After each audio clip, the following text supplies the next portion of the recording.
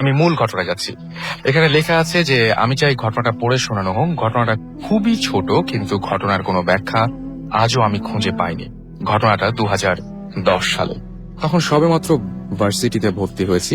তার আগে বলি, আমি Shahjalal university of science and টেকনোলজিতে ইন্ডাস্ট্রিয়াল অ্যান্ড প্রোডাকশন ইঞ্জিনিয়ারিং এ 2010-এ ভর্তি হয়েছি। আমার গ্রামের বাড়ি যশোর।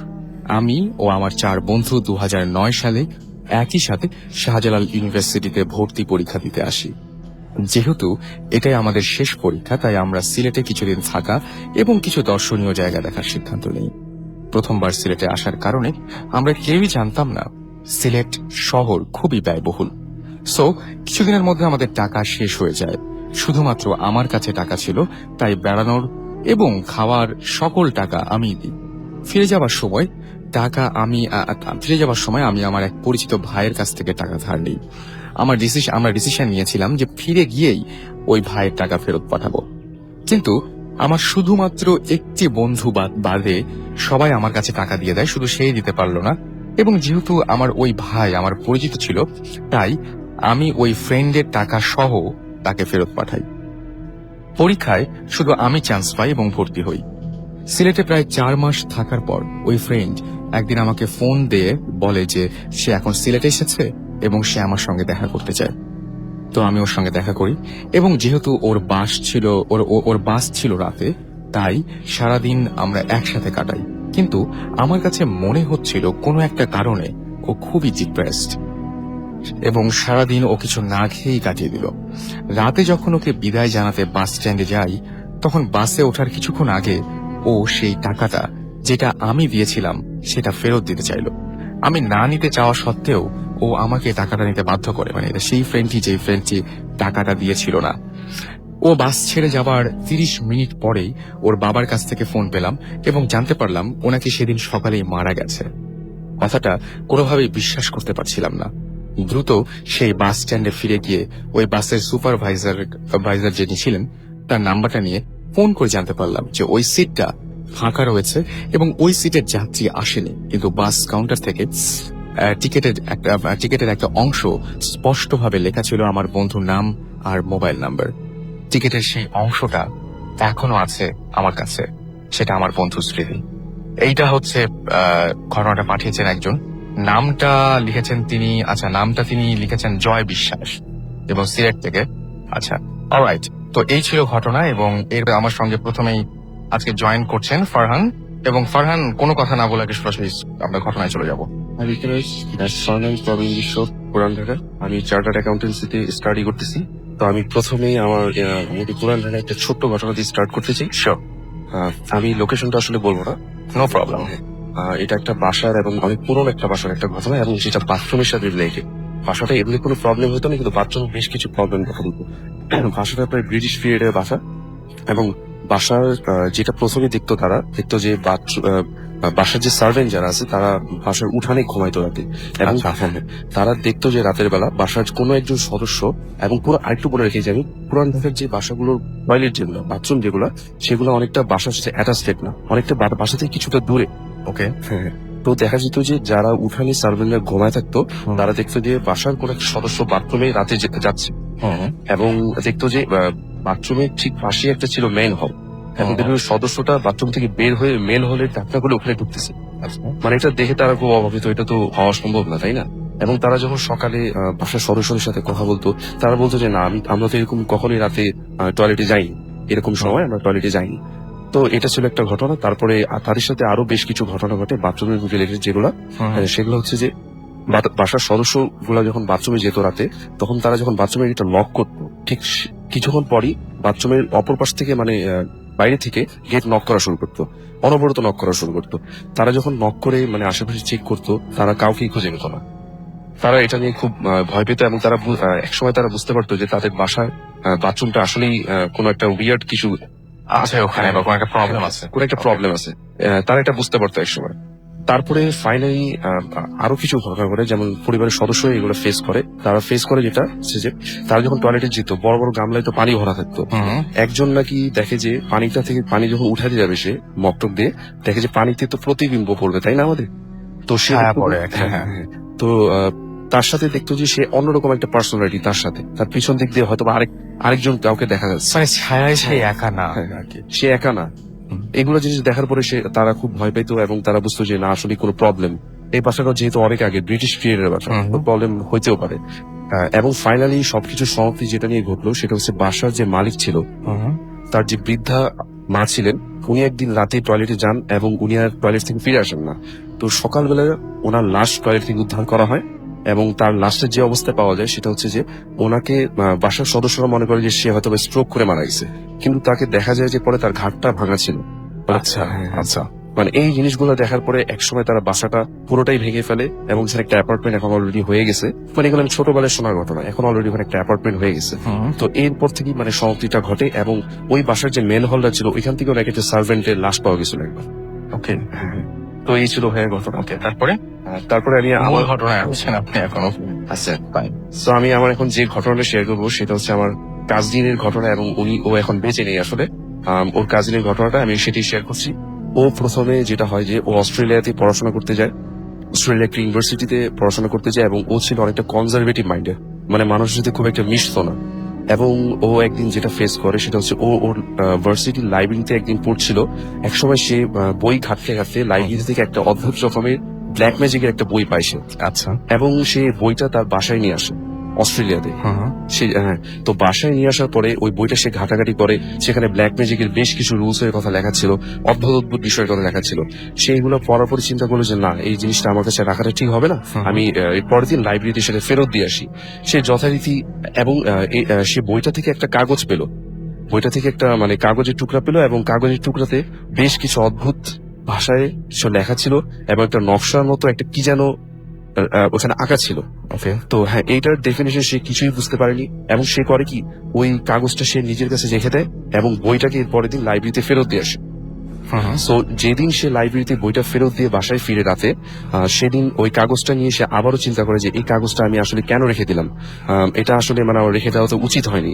তো একসময় সে এই জিনিসটা বাসায় ফিরে যখন সে এটা ভাবতে থাকে, হঠাৎ করে একটা সময় দেখা যায় সে সকাল হয়ে গেছে। আচ্ছা। হ্যাঁ, সে কিন্তু জাস্ট রাতে জিনিসটা নিয়ে বসে ঘুমানোর আগে চিন্তা করতে থাকে যে কাগজটা নিয়ে যে এটা সিম্বলটা আসলে কি, মানে এটা অর্থটা কি, বা এটা আমি কেন এবার রাখলাম, আমার তো এটা দিয়ে দেওয়া উচিত ছিল। তখন হঠাৎ করে দেখে যে সে সকাল হয়ে গেছে, সকাল 10টা বাজে এক্স্যাক্টলি, তখন ছিল রাত 11টা। কিন্তু সকাল হলো কিভাবে? সে তারপর চিন্তা করলো যে আমি হয়তো বা হিপ্নোটাইজ হয়ে গেছিলাম, ওই যে মাঝখানের সময়গুলোর কোনো ধরনের কিভাবে ইয়ে নাই। চলে গেল, মানে সেটা কোনোভাবেই বুঝতে পারে না যে এই মাঝখানে এতগুলো সময় কিভাবে কেটে গেল। সে যে এরপরে যখন সকাল হয় তখন সে অনেক ভাবে চিন্তা করে যে আমার তো এই জিনিসটা আসলেই মনে হয় একটা ভুল হয়ে গেছে, মানে এরকম ব্ল্যাক ম্যাজিক একটা কিছু আমার কাছে রাখাটা উচিত হয়নি। সো সেদিন সে কি করে, ওই নকশাটা সাথে নিয়ে যায় লাইব্রেরিতে এবং লাইব্রেরি যে ম্যান ছিল তাদেরকে বলে যে আমি এত নম্বরের বুক স্টলের এত নম্বর বুক আমি নিয়ে গেছিলাম এবং আমাকে বইটাকে আবারও ফেরত দেওয়া যায়। তখন লাইব্রেরি ম্যান তাকে বলে যে এরকম কোনো বই তাদের লাইব্রেরিতে ছিল, ইস্যু করে নাই। ইস্যু করে নাই। অথচ সে কিন্তু ওই লাইব্রেরি ম্যান থেকে বইটি ইস্যু করে নিয়ে গিয়েছিল, কিন্তু তারা কোনোভাবেই সেটা স্বীকার করে না এবং তারা রেকর্ডও চেক করেছিল, এটা রেকর্ডে এরকম কোনো প্রকার এভিডেন্সই ছিল না বইটা। সো তারপর সে চিন্তা করে যে না, আসলে আমার কাছে যে এই কাগজটা এখন যে আছে, তো এটা আমি এখন মানে ছিঁড়ে ফেলে দিই, মানে এটা আমার জন্য আসলেই ব্যাড কিছু একটা, যেহেতু কালকে রাতে এরকম একটা ঘটনা ঘটে। সো এই কাগজটা সে একসময় ছিঁড়ে ফেলে দেয় সেদিনই। এবং সে যখন সেদিন রাতে বাসায় ফিরে, তার একটা অভ্যাস ছিল যে মানে সে রাতে ঘুমাতে যাওয়ার আগে সে ডায়েরিতে নোট করতো। ওকে। হ্যাঁ, সে যখন মানে রাতে ডায়েরিতে নোট করতে গেল ঘটনাগুলা, মানে কি কি ঘটছে তার সাথে, সে দেখলো যে অলরেডি গতকালকে যে ঘটনাগুলা, সে যে লাইব্রেরি থেকে বই এনেছিল, বই থেকে একটা পেপার পেয়েছিল এবং তারপরে আজকে সকালবেলা যে সে মানে কাগজটা ছিঁড়ে ফেলে, লাইব্রেরিতে যায়, বইটা পায় না খুঁজে, এই সবকিছুই তার নিজের হ্যান্ড রাইটিং এ ওখানে লিখে রাখা বিলস করা আছে অলরেডি। ওকে। এটা দেখার পরে সে মানে আরো অবাক হয় যে এগুলো তো আমি নিজে কিছুই লিখিনি, এগুলো কোত্থেকে আসলো। অথচ কালকে রাতে অল্প কিছু সময়ের মধ্যেই দিন হয়ে গেল, রাতটা খুব তাড়াতাড়ি শেষ হয়ে গেল, এগুলো তো লেখার প্রশ্নই আসে না, আমি তো নিজের হাতেও লিখিনি এগুলা, অথচ আমার নিজের হ্যান্ড রাইটিং। এবং ডায়েরির আরেকটা পেজে ঠিক ওই নকশাটাই এবং ওই সিম্বলটাই যা যা লেখা ছিল অন্য ভাষায়, সে ওই জিনিসটাই সে নিজের হাতে আঁকলে যেরকম হবে ঠিক সেরকম ভাবেই তার ডায়েরির পেজে আঁকা ছিল। সে এটা দেখার পরে মানে খুবই মানে অবাক হয় যে এটা কিভাবে সম্ভব, আমি হয়তো বা কোনো একটা প্রবলেমে আসলে ফেসে যাচ্ছি আস্তে আস্তে। তো সেই দিন রাতে সে ঘুমাতে যায় এবং হঠাৎ করে তার যে বিছানার একটা সময় মানে ভাইব্রেট করে এবং তার ঘুমটা ভেঙে যায়। ঘুম ভাঙার পরে যে সে যেটা দেখে যে রাত ঘড়ি 3টা বাজে এবং তার রুমের যে অ্যাটমসফিয়ারটা আসলে তার রুমের মতো ছিল না। তার কাছে মনে হচ্ছিল যে সে অন্য কোথাও এসে পড়ছে। সে জাস্ট ঘুমায় আছে ঠিক আছে, কিন্তু সে তার কাছে মনে হচ্ছে সে অন্য একটা অ্যাটমসফিয়ারে চলে আসছে। এবং সে হঠাৎ করে দেখে যে মানে একটা কি বলে এটাকে, ট্রান্সপারেন্ট হলে যদি কোনো কিছু ট্রান্সপারেন্ট থাকে এরকম একটা শেপের একটা মানুষ, যে শোল্ডার গুলো আছে তার ছায়া, হ্যাঁ ছায়ার মতো, হ্যাঁ তার কোনো মাথার কোনো শেপও নাই, তার মানে লেগস নাই, হ্যান্ড নাই, কিছুই নাই, জাস্ট তার শোল্ডারটা সে দেখতে পায়। তার মানে কাঁধের শেপটাতে বোঝা যায় যে মানুষের মতো হ্যাঁ, কিছু মানুষের একটা। মতো, কিন্তু Okay. অন্য কিছুই ছিল না মানুষের মতো। এই জিনিসটা আসে এবং তাকে বলে যে তুমি কাজটা ভালো করো নাই এবং তুমি যে কাগজটা ছিঁড়ে ফেলেছো এটা তোমার মানে জন্য ঠিক হয়নি, আসলে এটা তোমার জন্য মঙ্গল বয়ে আনবে না, তুমি কাগজটা ওখানেই রেখে আসতা। তুমি তোমার জীবনে যতদিন বেঁচে থাকবা তুমি আমাকে দেখবা এবং তুমি কখনো নর্মাল ভাবে বেঁচে থাকতে পারবা না, আচ্ছা, এবং যেদিন তুমি আমাকে আর দেখবা না সেদিনই তুমি মারা যাবে। ওকে। এই কথাটা বলে সে মানে ডিসঅ্যাপিয়ার্ড হয়ে যায়। এবং এরপরের দিন আসলেই সকাল যখন হয় সে সবকিছুতে ওই লোকটাকে ওই যে ইয়াটা ট্রান্সপারেন্ট যে ওই জিনিসটাকে দেখতো সবসময়, এবং সে সবসময় ভয় পেত। একটা সময় সে অনেক অসুস্থ হয়ে পড়ে এবং সে বাংলাদেশে চলে আসে। এবং আমি নিজেও ওকে অসুস্থ অবস্থা অনেকবার দেখতে যাই। আমরা যখন ওকে দেখতে যাই তখন দেখতাম যে ও মানে বলতে যে ও কি জানি দেখতেছে একটা, মানে বলতে যে এখানে কে জানি বসে আছে, মানে ওকে কি জানি বলতেছে বিড়বিড় করে। আবার মাঝে মাঝে দেখতাম যে ও বিড়বিড় করে কি জানি বলতেছে কার সাথে জানি, মানে নিজে নিজেই কথা বলতেছে। আচ্ছা, এই ঘটনাগুলো মানে আমরা দেখতাম, ইউজড হয়ে গেছিলাম। একসময় তাকে আমরা মানে হসপিটালে ভর্তি করি, সাইকিয়াট্রিস্ট দেখাই, কিন্তু কোনো প্রকার অ্যান্সার আমরা সেখান থেকে খুঁজে পাই না। সেভাবে অনেক অসুস্থ হয়ে যায়। একসময় ওর যে মানে দেহে পচন ধরা শুরু করে, মানে খুবই অসুস্থ হয়ে পড়ে সে। এবং সে সবসময় বলতো যে আমি লোকটাকে দেখতেছি। মানে এটা আমরা কখনোই কোনো সলিউশন খুঁজে পেতাম না। মানে একসময় সে পুরোটাই পাগল হয়ে যায়। মানে কিভাবে দেখতো, কোথাও বসে আছে বা হ্যাঁ এরকম? এরকম দেখতো যে সে বলতো যে আমার পাশে বসে আছে, বলে তোমরা কি দেখতেছো? আমরা যখন যেতাম তখন বলতো যে তোমরা কি দেখতেছো ওখানে একজন কে জানি বসে আমার সাথে আমার দিকে তাকায় আছে, এরকম বলতো, আমার সাথে কথা বলতেছে। কিন্তু আমরা এরকম কিছুই দেখতাম না। তারপর সাইকিয়াট্রিস্টের কাছে যখন আমরা নিয়ে যাই তখন ওনারা বলে যে এটা হয়তো বা উনি ওনার কি বলে মেন্টালি ডিসঅর্ডার হয়ে গেছে। আসলে এটা আসলে আমরাও জানি না যে আসলে কি মেন্টালি ডিসঅর্ডার হয়ে গেছিল, আসলে কোনো একটা প্যারানর্মাল ব্ল্যাক ম্যাজিকের কোনো একটা রিজন ছিল। তারপরে একদিন যেটা হলো যে ও হঠাৎ করে বললো যে আমি এটা দেখতেছি না আজকে কেন জানি। ও হঠাৎ করে একদিন বললো আমাদের যে আমি আজকে এটা দেখতেছি না, এবং সেদিন সন্ধ্যাবেলা আমরা যেটা শুনতে পেলাম যে ও হঠাৎ করে মারা যায়। কোনো ধরনের কোনো কারণ ছাড়াই? কোনো ধরনের কারণ ছাড়াই সে মারা যায়। কিন্তু মারা যাওয়ার আগে সে কিন্তু মানে পুরোটাই পাগলের মতো হয়ে গেছিল। স্বাভাবিক, কিন্তু দেখতে পেতো সবসময়, এবং তার কথাটা সত্যি হচ্ছে যেদিন সে দেখতে পায়নি সেদিনই সে মারা গেছে। এই কথা কিন্তু সে ওই কিন্তু আমাদের সাথে শেয়ার করে যে Exactly. হ্যাঁ রাতের বেলা এরকম হয়েছিল, একজন আসছিল এসে আমাকে এই কথাগুলো শেয়ার করে। ব্যাপারটা খুব আজব যে একটা মানে মানুষ না, মানে মানুষ কি আমি জানি না, কিন্তু একটা শোল্ডারের মতো একটা শেপ, এবং সেই শেপটা দেখে ধারণা করা যায় যে আকৃতিটা অনেকটা মানুষের মতো, বাট গড নোজ যে এটা কি ছিল আসলে। অলরাইট। এই ছিল আমার ঘটনা ভাইয়া। মানে আমি একটা ছোট্ট কথা বলতে চাই, বলবো ভাইয়া? হ্যাঁ শিওর, নো প্রবলেম। আমরা মানে কিছু ফ্রেন্ডস মিলে মানে আমরা একটা ফ্রি মেডিকেল সার্ভিস করেছি। তো সেটার নাম হচ্ছে নবোদয় জনকল্যাণ সমবায় সমিতি, যেটা নারায়ণগঞ্জে। তো এটার সাথে যারা রিলেটেড আছে তাদের সবাইকে আমি অনেক থ্যাংক ইউ বলতে চাই, এবং এর সাথে মেইন যে আমাদের জনি ভাই আছেন তাকে আমি অনেক থ্যাংক ইউ বলতে চাই। You are most welcome. আমি আমাদের পক্ষ থেকে বলে দিলাম। এনিওয়েজ, আমরা চলে যাব নেক্সট ঘটনায়, এবং নেক্সট ঘটনায় যাওয়ার আগে ব্রেক লাগবে, আমাদের ছোট একটা ব্রেক লাগবে, এবং তার আগে ছোট্ট কিছু এসএমএস পড়ে ফেলি। আমাকে অনেকে এসএমএস করেছেন, আমি দেখতে পাচ্ছি।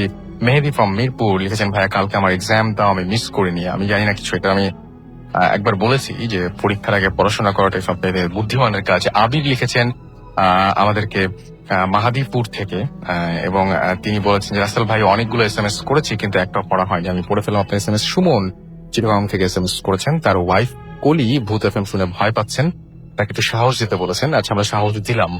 নানা ভূত আমাকে লিখেছেন যে এসএমএস পড়বেন নাকি আসর করবো। আসর করে ফেলেছেন নিশ্চয়ই, নাহলে আমি এসএমএসটা পড়লাম কেন। তানিয়া আমাকে লিখেছেন যে খিলগাঁও থেকে, ব্রাদার আপনি কখন আমার এসএমএস পড়েন না, প্লিজ আমার এসএমএসটা পড়ুন। আর রূপম আমাকে সন্দীপ থেকে লিখেছেন যে ভাই কেমন আছেন, আমি প্রথম থেকে ভূত এফএম শুনছি, আমার খুব ভয় লাগছে, ভালো লাগছে। থ্যাংক ইউ সো মাচ যারা শুনছেন। আমরা ছোট্ট একটা ব্রেক নিব এবং ব্রেকের পরে ফিরে আসবো। স্টে টিউনড টু রেডিও ফুর্তি এন্ড ডোন্ট স্টপ দ্য ফুর্তি। কি নতুন নাকি? জি স্যার। আসেন কেন, স্ট্যান্ড আপ। আচ্ছা বলেন, টেস্টে সর্বোচ্চ সেঞ্চুরির রেকর্ড কে ভাঙছে? স্যার আমি ভাঙিনি স্যার। ঠিক, অত বড় সাহস! Get out! স্যার ও ভাঙে নাই, আমি শিওর, আমি ম্যাচটা দেখেছিলাম। তুমিও গেট আউট। এই স্যার খেলা পাগল, ক্রিকেট দেখো না তুমি? দেখি কিন্তু রেকর্ড মনে থাকে না। আমারও না, আমি সাদিক, তুমি? ওয়াসিম আকরাম। এভাবেই বন্ধুত্ব হয়ে যায়, 1 মিনিটও লাগে না। 149 টাকায় এয়ারটেল প্রিপেইডে 500 মিনিট ফ্রি। এখন এই সিম কিনে বন্ধু বানাও শত শত।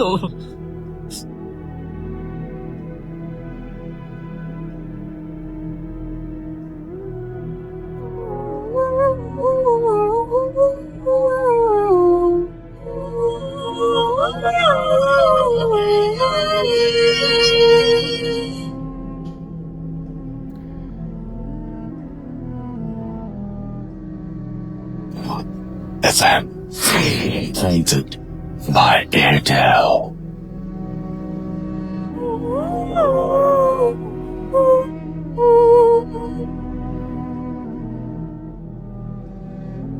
শুনছেন ভূত এফএম হন্টেড বাই এয়ারটেল, সাথে আছে রাসেল, আমার সাথে মাসুম, এবং একটু আগে আমাদের সাথে ফারহান ছিলেন। এখন আমরা নেক্সট ঘটনায় যাব।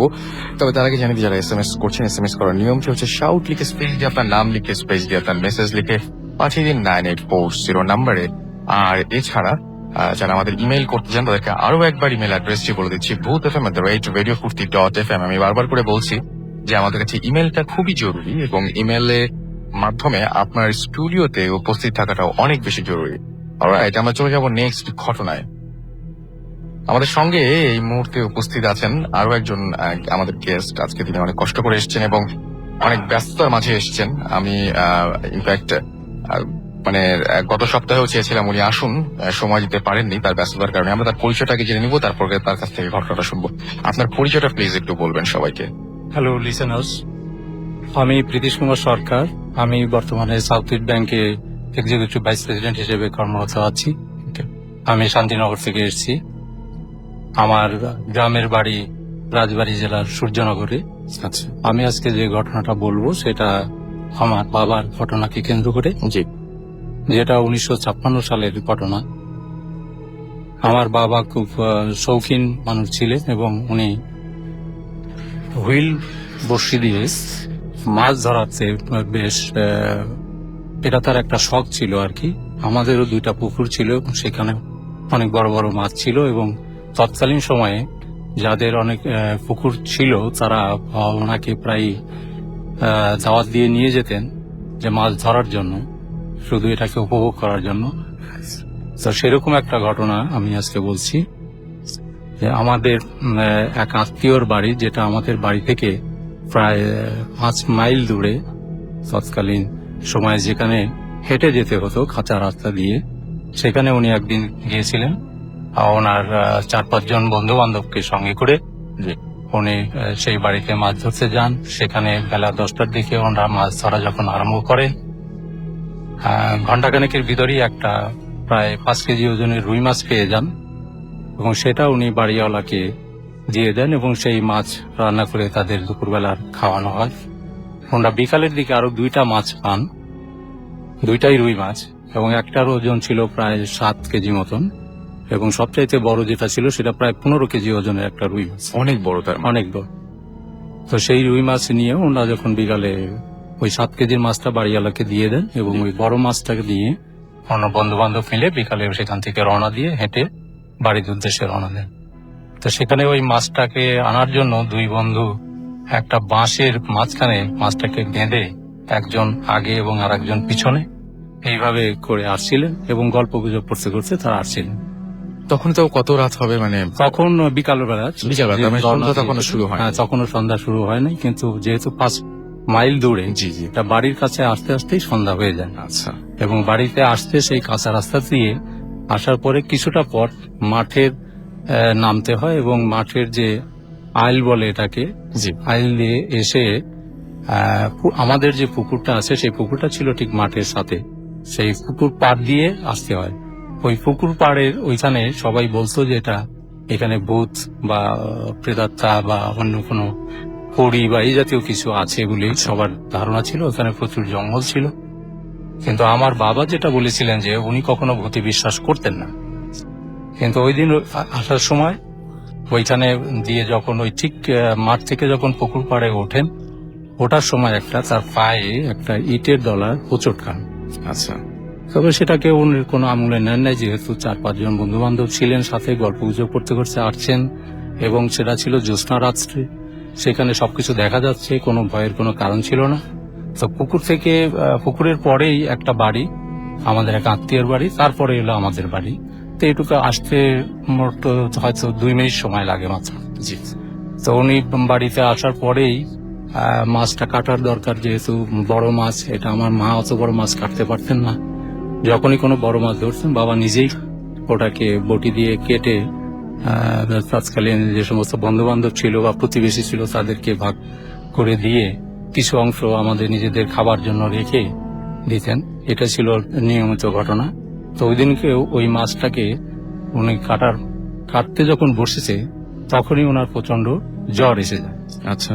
সে জ্বর ওনার যে থার্মোমিটার দিয়ে মেপে দেখেছিলেন যে 104 থেকে 5-এর ভিতর ওঠানামা করছিল। যাই হোক, উনি মাছটা কাটার পরে সব বন্ধু বান্ধবদেরকে ভাগ করে দেওয়ার পর কিছু একটা অংশ আমাদের জন্য রেখে মাকে বলে যে তুমি রান্না করে তোমরা খেয়ে দিয়ে নিও, আমি তো খাবো না, যেহেতু আমার জ্বর এসেছে, সেই জন্য আমি শুতে গেলাম। এই কথা বলে উনি ওনার ঘরে শুতে চলে যান এবং শোয়ার পরে মা যখন খাওয়া দাওয়া করে ঘরে যান তখন উনি বলে যে আমি তো ঘুমাতে পারছি না, কারণ উনি যখনই একটু তন্দ্রা মতো নাড়ছে তখনই দেখতে পাচ্ছে যে একটা মানুষের কঙ্কাল, যেটাকে ভূত বলেই পরবর্তীতে সাব্যস্ত করা হয়, যে ওই মানুষের একটা কঙ্কাল ওই ঘরের জানালা দিয়ে এসে ওনাকে ঠিক ধরে নিয়ে যাওয়ার চেষ্টা করে। ওনার তৎক্ষণাৎ আবার ঘুম ভেঙে যায়। ঘুম ভেঙে গেলেই দেখে যার কিছু নাই। এইরকম অবস্থায় উনি বলে যে আমার প্রচন্ড ক্ষুধা লাগছে, তুমি তাড়াতাড়ি খাবার আনো। খাবার তো তখন তার দিনে জ্বর হলে পরে কোনো কিছু ভাত বা রুটি বা এই জাতীয় কিছু খাবার দেওয়া হতো না। তখন বার্লি, সাগু এগুলো ছিল ঘরের মানে রুগীদের জন্য খাবার সেই সময়টাতে। তো মা যথারীতি যা বার্লি ছিল সেই বার্লি তৈরি করে নিয়ে এসে বাবাকে খাওয়ায়। সেই বার্লি ফুরিয়ে গেলে তারপরে আবার সাগু খাওয়ায়। এগুলো যখন ফুরিয়ে গেছে তখন কি বলে যে ঠিক আছে, ঘরে যে খই মুরগি বা এই জাতীয় নাড়ু, মোয়া এই জাতীয় আছে যেগুলো, সেগুলো কলসে ভরা থাকতো। এখানে একটা জিনিস বলার দরকার যে প্রায় আমার দাদি ছিলেন বিধবা এবং উনি আলাদাভাবে থাকতেন আর একটা ঘরে, এবং তার ঘরেও এরকম কলস ভরা মাটির যে বড় বড় কলসি আছে সেগুলো ভরা এই জাতীয় খাবার থাকতো, এবং আমাদের ঘরেও আলাদা থাকছে। তা মা প্রথমে আমাদের ঘরের যে কলসে ছিল সেই কলসের যত মুড়ি, মোয়া, নাড়ু এগুলো এনে দেওয়ার পরে উনি সেগুলো নিমিশেই খেয়ে ফেলতো এবং খাওয়ার পর কি আবার বলতো যে আমার ক্ষুধা লাগছে, তাড়াতাড়ি খাবার আন। এবং দিতে দেরি হলেই ওনার খুব মেজাজ খারাপ হয়ে যেত এবং বেশ রাগারাগি করতো। আচ্ছা। এরকম অবস্থায় তখন আমার ঠাকুমা যে উনিও এসে দেখার জন্য আসছে যে কি হলো, কি ব্যাপার। তখন বলছে যে খুব খাওয়ার জন্যই করছে। তখন তার ঘরের যে মুড়ি, চিরা এগুলো ছিল যে সেগুলো উনি কলস থেকে বের করে করে দিতে লাগলো।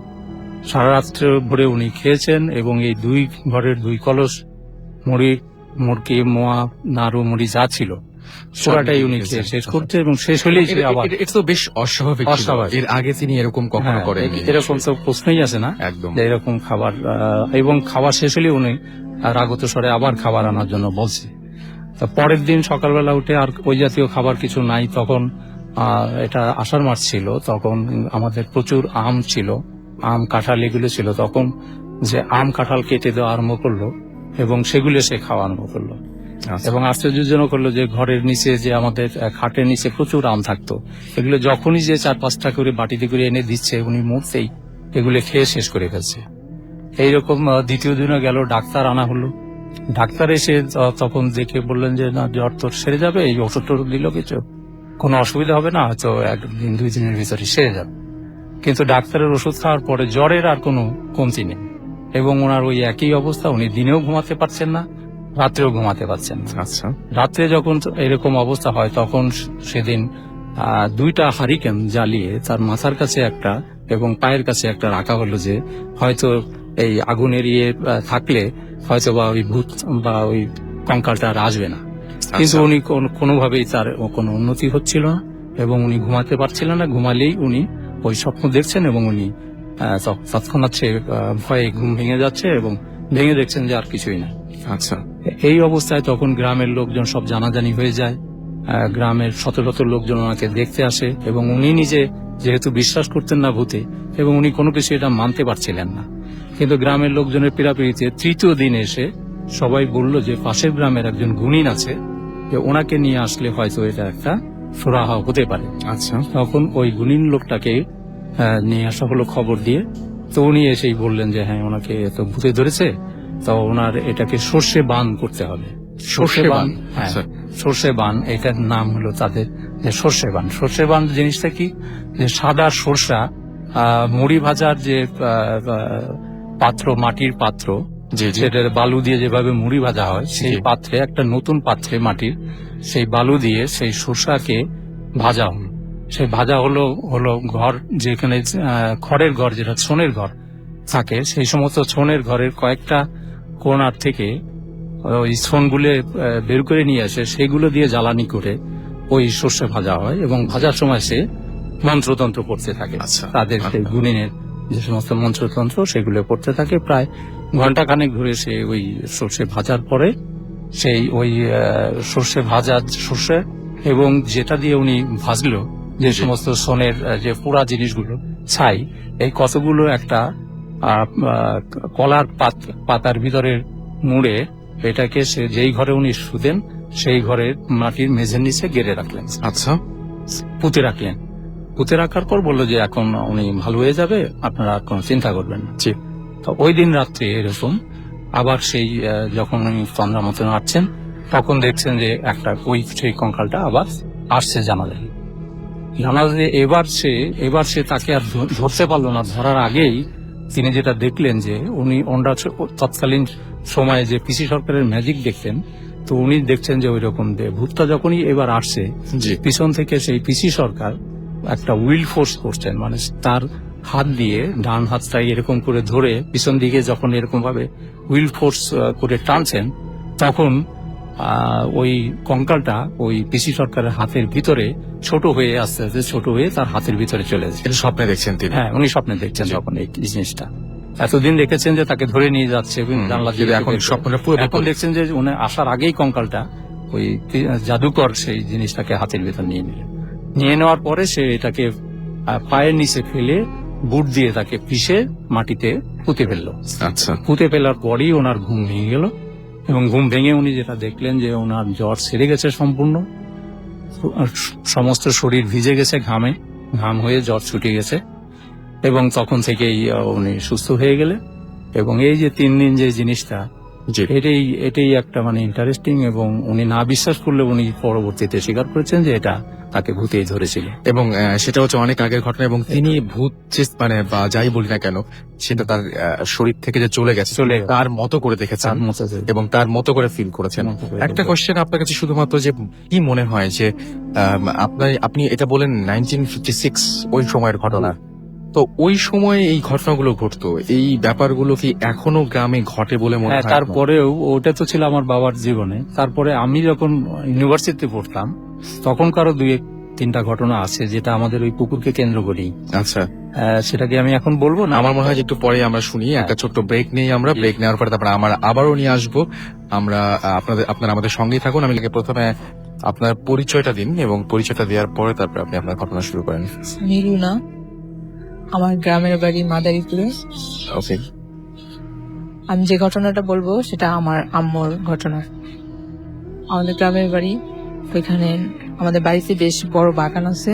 তো আমার আম্মু সেই বাগানের তখন দুপুর 12টা 12:30 বাজে, তখন বাগানে গেল, মানে ফল গাছ আছে প্রচুর, ওইটা দেখাশোনা করার জন্য। তো যাওয়ার পরে আম্মু বাগানে দেখতেছে দাঁড়ায় থেকে। তারপরে আম্মু দাঁড়িয়ে আছে, এর মাঝে একটা চালতা গাছ আছে, ওইখান থেকে একটা পাকা একটা চালতা পড়লো মাটিতে। তো আম্মু ওইটা তুলে হাতে নিছে। হাতে নেওয়ার পরে কিছুক্ষণ ওইখানে থেকে তারপরে বাড়িতে চলে আসলো। চলে আসার পরে আম্মুর ওটা দেখে মানে খুব খেতে ইচ্ছা করলো, তো ওইটা কেটে খাইছে উনি। খাওয়ার পরে খাওয়ার 20-25 মিনিট পর থেকে ওনার শরীর কেমন যেন ভার ভার মনে হইতেছে। আচ্ছা, মনে হচ্ছে কেমন যেন একটা লাগতেছে, বুঝতে পারতেছে না যে কেমন অনুভূতি হইতেছে। তো তারপরে সারাদিন কাটলো, রাত হইলো। তারপরে রাতে ঘুমানোর পরে সে মানে স্বপ্নে দেখতেছে যে খুব লম্বা সাদা পাঞ্জাবি পরা, সামনে বড় 2টি দাঁত।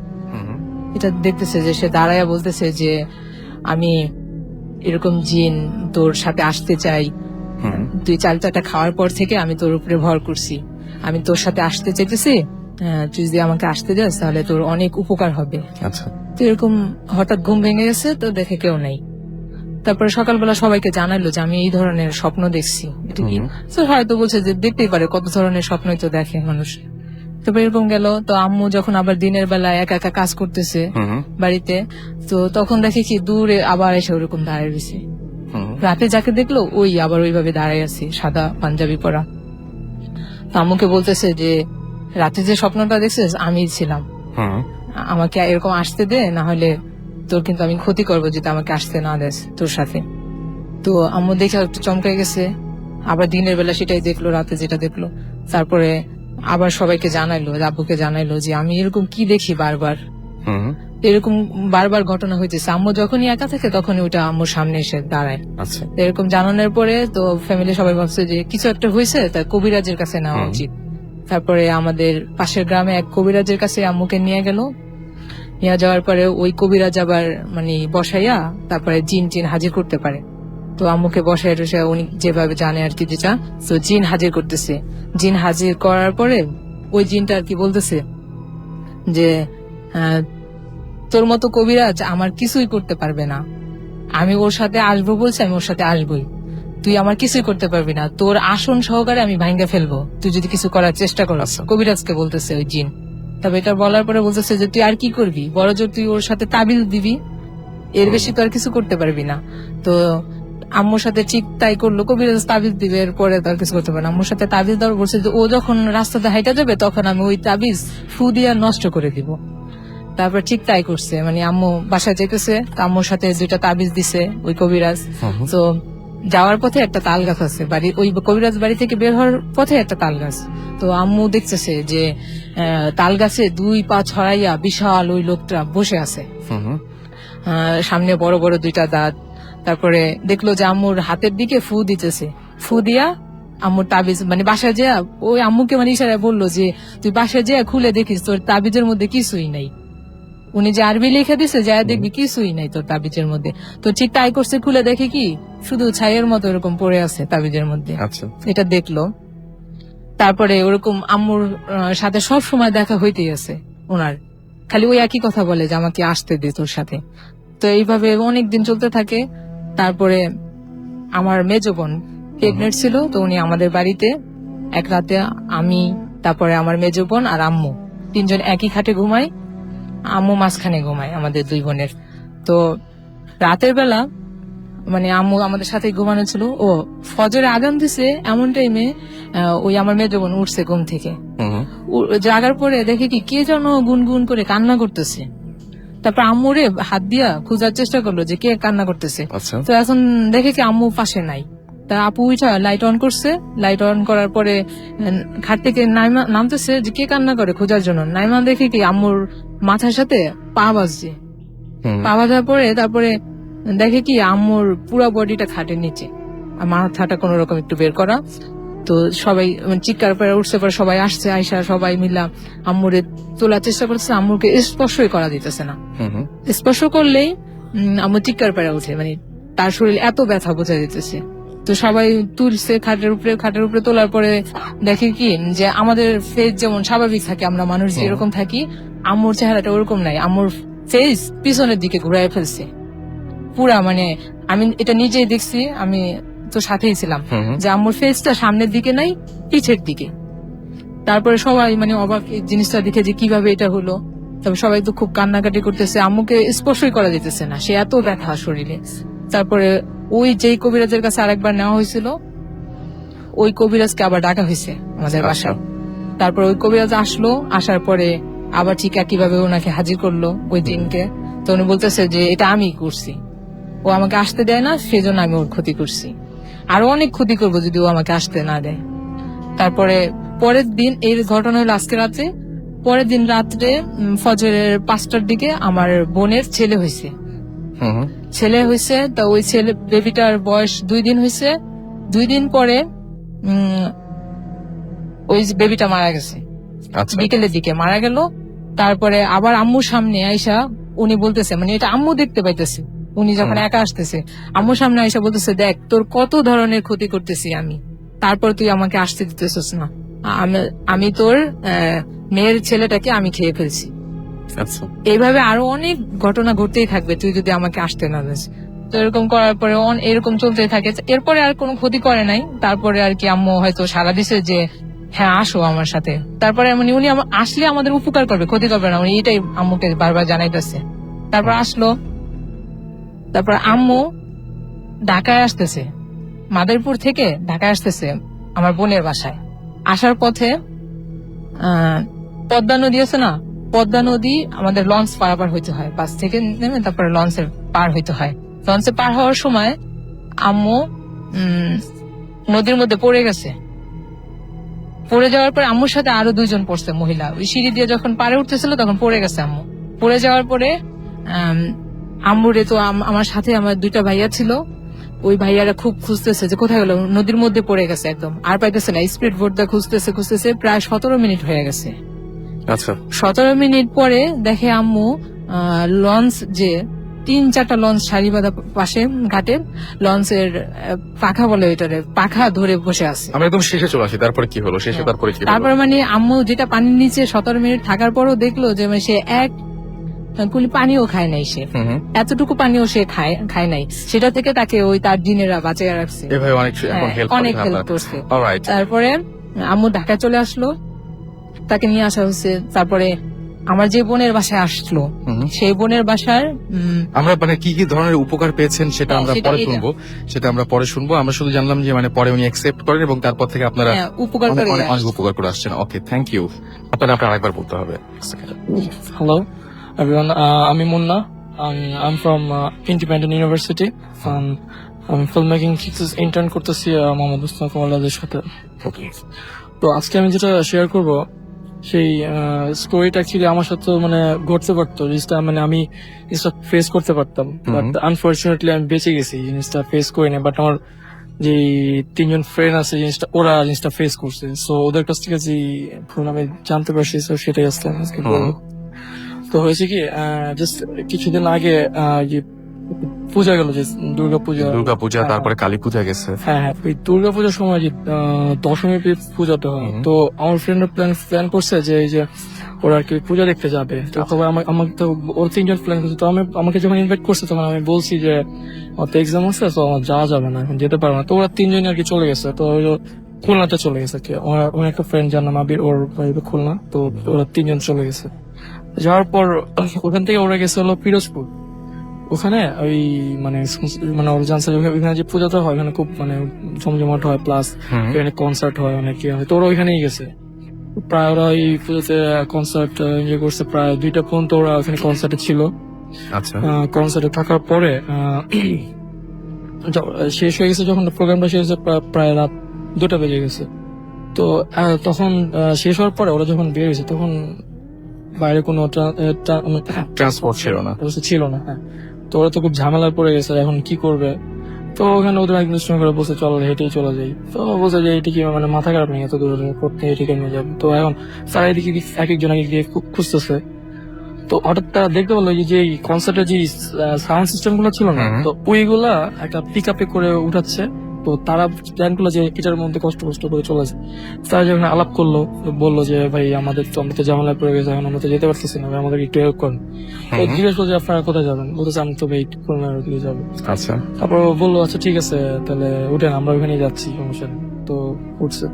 তো এই পিক আপ ভ্যানটা তো সামনে 3 জন বসা যায়, ড্রাইভার সহ আর 2 জন বসা যায়। তো সামনে আমাদের ফ্রেন্ডের মধ্যে একজন সামনে বসছে, রানা ও সামনে বসছে, আর সাউন্ড সিস্টেমের যে মানে মালিক সে ও সামনে বসছে এবং ড্রাইভার, আর বাকি পিছনে তো সাউন্ড সিস্টেমের পুরো ভ্যান ফুল। সো আর 2 জন আরিফ এবং আবির ওরা কষ্ট করে পিছনে আর কি বসে, এমন হয়ে যান পিছনের ভিউটা তারা আর কি পাহাড় এই বসে। তো এবার গাড়ি স্টার্ট করলো। তো ওরা কি করলো, শর্টকাট নিল আর কি, যেন তাড়াতাড়ি করে আপনার পৌঁছাতে পারে খুলনা। তো ওই জন্য একটা বিলের মাঝখান নিয়ে ওরা মানে যাওয়া শুরু শর্টকাটের জন্য। আচ্ছা, তো ওই শর্টকাট নিচ্ছে। তো এমন সময় ওই রাস্তাটা মানে বিলের মাঝখানে তো খুব তেমন একটা মানে ভালো ছিল না আর কি। তো ওরা আরামসে চালাতেছে। তো হঠাৎ ওই ড্রাইভার যখন চালাচ্ছে, তো হঠাৎ করে খেয়াল করলো সামনে একটা মানে ওই কাপড় পরানো যেরকম থাকে না, তো একটা কিছু একটা লাশ, হ্যাঁ লাশ জাস্ট এইভাবে শুয়ে আছে। পুরোপুরি লাশটা দেখতে পারে না, হালকা ফেস দেখা যাচ্ছে। আর ফেস দেখে যে মানে বোঝা যাচ্ছে যে এটা একটা মানে মহিলা এই আচ্ছা। type-এর একটা, তো পড়ে আছে খুব বেশ লম্বা। তো ড্রাইভারটা দেখে মানে তার তো চোখ বড় বড় হয়ে গেছে, মানে এটা কি। তো সে আস্তে আস্তে যখন এটা সামনে গেল, তো এখন এটা কোনো মানে পাশে এত বেশি স্পেস ছিল না যে গাড়িটা যে সামনে আগাবে, ওরকম কোনো স্পেস পাচ্ছিল না, এবং তারা মানে ক্লিয়ার হতে পারছিল অ্যাকচুয়ালি এটা কি। তো ড্রাইভারটা অনেক কষ্টে আপনার ওই লাস্টের একটু সাইডে একটু জায়গা অনেক কষ্টে গাড়িটা মানে ঘুরে জাস্ট লাস্টটা পার হওয়ার সাথে সাথে গাড়িটা অনেক স্পিডে টান দিছে। আচ্ছা। তারপর ড্রাইভার যে ওই পাশে যে দুজনের অবস্থা, তারা মানে দেখলো যে তাদের আর কি মানে জাস্ট চোখ বড় মানে তাকায় আছে, মানে কিছু মানে বলতে পারতেছে না তারা, এমন মানে এটা কি মানে কি দেখলো এত রাত এখানে লাশ করতে এরকম একটা জিনিস। তারা চুপ একদম জাস্ট কি বলতে। তো গাড়ি যখন টানা শুরু করছে, তো তারা আর পিছনে এই যে গাড়ির সামনে যে লুকিং গ্লাস আছে সেখানে আর পিছনে দেখেনি কেউ, কেউ তাকায় না যে পিছনে কি হচ্ছে, ওটা কি আছে কিনা, তারা কেউ তাকায় না। তারা জাস্ট চুপচাপ বসে, ড্রাইভার তো মানে গাড়ির স্পিড একদম ফুল করে দিছে, মানে এখন ধুমায় এটা পার করা লাগবে রাস্তাটা। তো এই যে পিছনে যে দুজন বসেছিল, ওরা তো বসে দুষ্টামি করতেছে, ওরা জিনিসটা খেয়াল করেনি, তো ওরা তো বসে আছে। যখন ওই গাড়িটা ওই লাস্টটা কভার করে যখন সামনে গেছে, তো হঠাৎ তারা দেখলো যে ওই যে লাস্টটা আর কি মানে পড়ে আছে। তো ওরাও দেখা মানে জাস্ট শক হয়ে গেল, এটা কি তাকে আছে, ওরা ওইভাবে তাকে আছে। তো গাড়িটা যখন একটু স্পিড যখন টানা শুরু করলো, হঠাৎ করে না ওই দুজন দেখলো যে এই লাশটা না উঠে গেছে। আচ্ছা। উঠে এটা জাস্ট মানে তাদের পিছনে দৌড়ানো শুরু করছে, এত স্পিডে দৌড়াইতেছে যে কোনো পাটা নাই, জাস্ট মনে করে এটা দৌড়ে আসতেছে। এবং জিনিসটা খুবই ওর কোনো ফেস বোঝা যাচ্ছে না, কিছু বোঝা যাচ্ছে না, জাস্ট আসতেছে, এটা দেখা যাচ্ছে খুবই স্পিডে দৌড়ে আসতেছে না, একদম পা দিয়ে দৌড়েছে সেটা দেখা যাচ্ছে, কিন্তু পায়ের আর নিচের কিছু নাই, সেই দৌড়ে আসতেছে, খুবই স্পিডে আসতেছে, গাড়িও প্রচন্ড স্পিডে চলতেছে। এখন ওদের মধ্যে যে একজন যে ছিল আরিফ, একটু মানে মানে ভয় পায়, সে জাস্ট এটা দেখে সাথে সাথে বেহুশ হয়ে পড়ে গেছে। আবির তো ও এখন কি করবে, এখন ও মানে যে আটল করছে, পড়া শুরু করছে জোরে জোরে, মানে জোরে পড়া শুরু করছে, তো পড়তেছে পড়তেছে, এমন সময় কিছুক্ষণ পড়তে পড়তে যখন চোখের পলকটা একবার বন্ধ করছে, বন্ধ করার পর যখন মানে চাইছে, তখন দেখে যে জাস্ট ওটা কিছু নাই, আচ্ছা। না হয়ে গেছে। তখন তারা কি করলো, ওই ড্রাইভারটা অনেক কষ্টে যায় একটা পেট্রোল পাম্পের সামনে যায় গাড়িটা থামালো, জাস্ট ড্রাইভার গাড়ি থেকে বের হয়ে জাস্ট পড়ে গেছে, মাটি পড়ে গেছে, মানে সে এত দূর পর্যন্ত অনেক কষ্টে আসছে। মানে আইসা সে জাস্ট আনন্দে পড়ে গেছে, আর সবাই মিলে তাকে পানি টানি ঢেলে ইচ্ছা মতন পানিটা ঢালছে মাথার মধ্যে, পানি ঢেলা যখন ওই যে মানে সে তো কিছু বলতে পারতেছে, মানে সে তো হুশে আসতেছিল না, এমন অবস্থা। তো তারপর পানিটা ঢালার পরে যখন ওই যে ফজরের আজান যখন দিছে, আজান দেওয়ার পরে যখন একটু আলো এসে, তখন তারা আবার গাড়িটা স্টার্ট করে মানে কষ্ট করে আসছে। মানে এদিনের মানে ওই এক্সপিরিয়েন্স করে মানে আমাকে এসে মানে যখন বললো যে এই অবস্থা, যে তুমি না যে কত বড় বাচ্চো, তোমার কপালটা ভালো যে তুমি এই জিনিসটা দেখো নি, যে নিজের চোখে দেখতা। আমি আবার আরো একটু বেশি ভাবে, তো ওটা দিনে নিজের চোখে দেখতাম, মানে সে না বসে তুমি হার্ট পেলি করতাম। ওকে, সো এই হচ্ছে ঘটনা। আরো একবার আপনার পরিচয়টা দিতে হবে, যেহেতু আমাদের কাউকে দেখা যাচ্ছে না। সো জি, আমি প্রীতিশ কুমার সরকার, আমি সাউথ ইস্ট ব্যাংকের এক্সিকিউটিভ ভাইস প্রেসিডেন্ট হিসেবে কর্মরত আছি। আমার বাড়ি রাজবাড়ি সূর্যনগরে। জি। আমি এখন যে ঘটনাটা বলবো সেটা আমি তখন ভার্সিটিতে পড়ি, আমি এক ছুটির সময় গিয়েছিলাম দেশে, তখন যে ঘটনাটা আমার উপস্থিতিতেই দেখেছি সেই ঘটনাটা বলছি। সেটাও আমাদের ওই পুকুর নিয়েই ঘটনাটা। আচ্ছা। পুকুরের পাশেই যেটা বলেছিলাম যে ছোট্ট মাঠ মতন আছে, আর তার কয়েকটা জমির উপারেই আছে একটা ছোট্ট পারিবারিক শ্মশান। জি। তো ওটাকে বলতো যে হোড়ের ভিটা। আচ্ছা। তা ওই শ্মশানেও সবাই বলতো যে ওইখানেও একটু ভয় বা ভূতের আড্ডা আছে, এবং আমাদের পুকুরে তো আছেই, আগাগোড়াই বলা হয়। তো এই ঠিক দুইটা জায়গার মাঝখানে একটা ছোট্ট জমিতে ওই মটরশুঁটি বোনা হয়েছিল। সেখানে আমাদের পাশের বাড়ির সাথেই মাঠ, আমি যেটা বলেছিলাম, ওনারাও আমাদের সম্পর্কে আত্মীয়। তা ওনাকে আমরা জ্যাঠাইমা বলতাম, যেহেতু আমার মার বড় আর কি বয়সে, এবং সবাই গ্রামের সবাই তাকে জেঠিমা বলেই ডাকতেন। তো এটা ঠিক দিনের বেলা, একদম বেলা 11টা সাড়ে 11টার দিকে হবে। তো ওই মাঠ থেকে একটা মেয়ে, 10-12 বছরের একটা মেয়ে, যার বাবা ছিলেন কৃষক, তাকে ওই মাঠের নাস্তা দিয়ে ওই মেয়েটা ফিরছিলেন। ফেরার পথে সে দেখতে পান যে ওই জ্যাঠাইমা শাক তুলছেন আর কি, গ্রামে যেটা হয় আর কি, কুলাতে করে শাক তুলছিলেন। আচ্ছা। তো ওই মেয়েটা বললো যে কি জেঠিমা কি করছেন? তো বললো যে আমি তো শাক তুলছি, তুই আমাকে একটু সাহায্য কর, আমাকে কিছু শাক তুলে দে। তো সে প্রায় আধা ঘন্টা যাবত অনেক শাক তুলে ওই ওনাকে দিয়েছে, ও নিজেও কিছু নিয়েছে। নেওয়ার পরে ঠিক ওই মাঠটা পরেই দুটা জমির পরেই হলো ওই বাড়িটা, যে বাড়িটা ওই জেঠিমার বাড়ি। তো সেই ওই পথ দিয়ে যেতে হয়, বাড়ির ভিতর দিয়ে, আমাদের বাড়ির ভিতর দিয়ে তাদের বাড়িতে যেতে হয়। এই অবস্থায় ও যখন তুলে দিয়ে আসছে তখন এই বাড়িতে এসে দেখছে যে ওই জেঠিমা তো ও ভাত খাচ্ছে। তখন ও বলতেছে, জেঠিমা আমি আপনি না এখানে, আমি যে আপনাকে শাক তুলে দিয়ে আসলাম। তখন বলে যে কই, আমি তো খাচ্ছি কখন থেকে এখানে বসে।